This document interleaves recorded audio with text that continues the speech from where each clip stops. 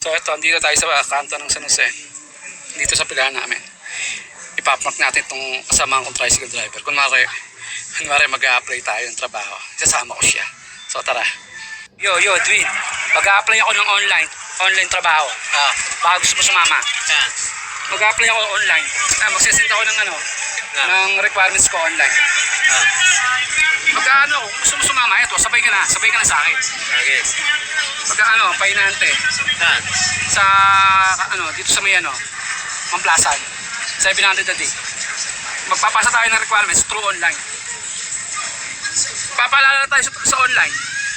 Kasi sinda natin doon sa company, sa tropa ko. Ipapasok na tayo. Seryoso to. Papaalala ko. 700. A day. Ano bubuhatin? Hindi, forklift lang yun. Ano lang tayo, taga-senyas lang sa driver. Atras. Mga ganun lang. Forklift siya. Forklift lang.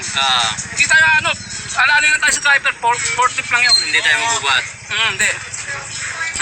Sama ka ba? Bahala na.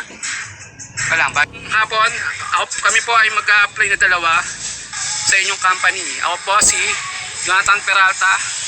Ang edad ko po is 38 years old. At ang aking kasama ay walang iba kundi si Edwin Calape, edad 48. Kami po ay nag-a-apply.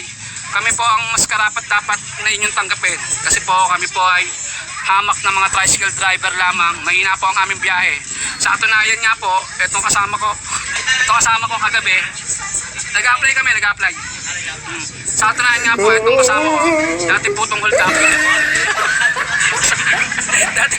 dati po hold upper to. Tinigil niya po, kasi nga po, nanganganib yung buhay niya. Ngayon, sa sobrang hirap ng buhay, tinigilan niya na po yun. Bago na po siya. Ganon, Brad! Huwag ganon! Hindi po, joke lang po. Ikaw naman. Kasama ka ba?